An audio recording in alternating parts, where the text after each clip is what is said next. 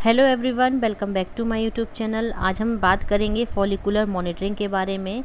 Follicular monitoring आपकी pregnancy जब आपका ट्रीटमेंट चल रहा होता है तो उसी में आपके एग के साइज को देखने के लिए एग प्रॉपर बन रहे हैं या नहीं बन रहे हैं, एग रैप्चर कब हो रहा है, ये सारी कंडीशंस को स्टडी करने के लिए डॉक्टर आपको फॉलिकुलर मॉनिटरिंग करवाते हैं।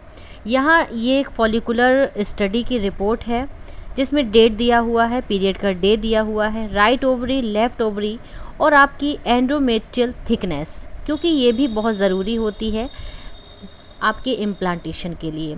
तो यहाँ हम स्टडी कर रहे हैं, देख रहे हैं, ये अभी की रिपोर्ट है।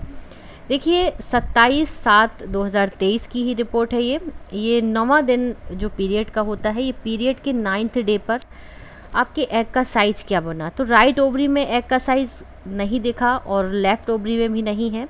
आपकी जो एंडोमेट्रियल थिकनेस थी ये 6.4 mm की थी। ये फॉलिकुलर मॉनिटरिंग एक दिन छोड़ करके एक दिन होती है। इसके बाद 29 को हुई, ये पीरियड का 11वां दिन था। आपके एग का साइज़ दिखा 10 × 9.3, मतलब 10 mm के आसपास आपका ये जो आपका राइट ओवरी में एग था ये बनना शुरू हुआ, बना, लेफ़्ट ओवरी में नहीं बना।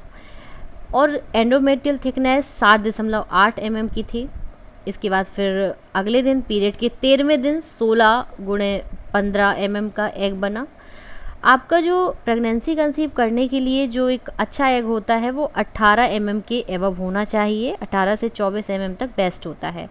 तो पीरियड के 13वें दिन 16 mm के आसपास बना और पीरियड के 15वें दिन 19 mm के आसपास ये बन गया। और पीरियड उसका जो एंडोमेट्रियल थिकनेस थी वो 9.1 mm थी। इसके बाद पीरियड के 17वें दिन 23 mm का एग बना आपका। ये सारी राइट ओवरी में बना और लेफ़्ट ओवरी में एग नहीं बना। ओके, एंडोमेट्रियल थिकनेस 9.6 mm की।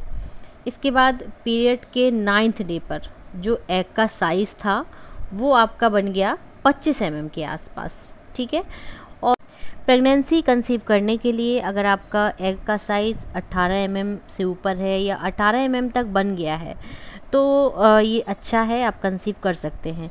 ये बहुत ज़रूरी होता है कि अब एग आपका रैप्चर हो रहा है या नहीं हो रहा है। देखिए इस रिपोर्ट में क्या हुआ है, इस रिपोर्ट में एग तो अच्छा बन रहा है, राइट ओवरी में एग बन रहा है, लेकिन जो एग है वो रैप्चर नहीं हो रहा है। पीरियड के 19वें दिन 25 mm के आसपास एग बना था और 21 mm के आसपास बना था पीरियड के 21वें दिन बना था 27 mm के, मतलब एग बन रहे हैं लेकिन इसमें रैप्चर होना नहीं लिखा है। तो रैप्चर नहीं हो रहे हैं और जब तक एग रैप्चर नहीं होगा तो प्रेगनेंसी कंसीव करना पॉसिबल नहीं होता है, क्योंकि जब एग रैप्चर होता है, शुक्राणु स्पर्म उसमें मिलते हैं, तभी फर्टिलाइजेशन की प्रोसेस शुरू होती है।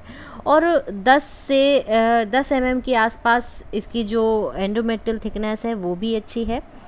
ये बच्चेदानी की दीवार होती है, अंदरूनी दीवार होती है जिस पे बच्चा इम्प्लांट होने के बाद इम्प्लांट होता है, फर्टिलाइज होने के बाद इम्प्लांटेशन सक्सेसफुल होता है और उसी दीवार पर 9 महीने तक बच्चा पोषण पाता है और वहीं पर उसकी ग्रोथ होती है। तो फ्रेंड्स, ये जो पीरियड के एक दिन छोड़ के एक दिन, मतलब पीरियड के 9वें दिन से इसकी जो जांच है वो शुरू होती है। ये ट्रांसवेजाइनल इससे बेहतरीन होता है, क्लियरिटी ज़्यादा आती है, एग के साइज़ को बहुत अच्छे तरीके से देखा जाता है।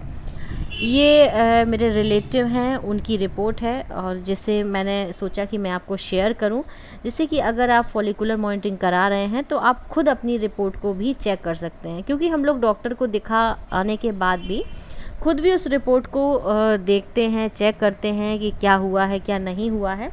तो इस रिपोर्ट में यही है कि एग का साइज़ बन रहा है लेकिन एग रैप्चर नहीं हो रहे हैं। तो इसलिए फिर डॉक्टर आपको एग रैप्चर करने के लिए ट्रीटमेंट देते हैं, कुछ HCG के इंजेक्शन लगवाते हैं जिससे एग भी अच्छी तरीके से बने और रैप्चर भी हो। तो फ्रेंड्स, आई होप आपको ये रिपोर्ट में दी हुई जानकारी अच्छी लगी होगी। तो हमारे वीडियो को लाइक करें, चैनल को सब्सक्राइब करें और शेयर ज़रूर करें। काफ़ी समय के बाद ये वीडियो आया है, लेकिन अब मैं कोशिश करूँगी कि आपके लिए रेगुलर प्रेगनेंसी से रिलेटेड आपके लिए जानकारी लेकर के आती रहूँ। सो बेल नोटिफिकेशन ज़रूर एक्टिवेट कर दें।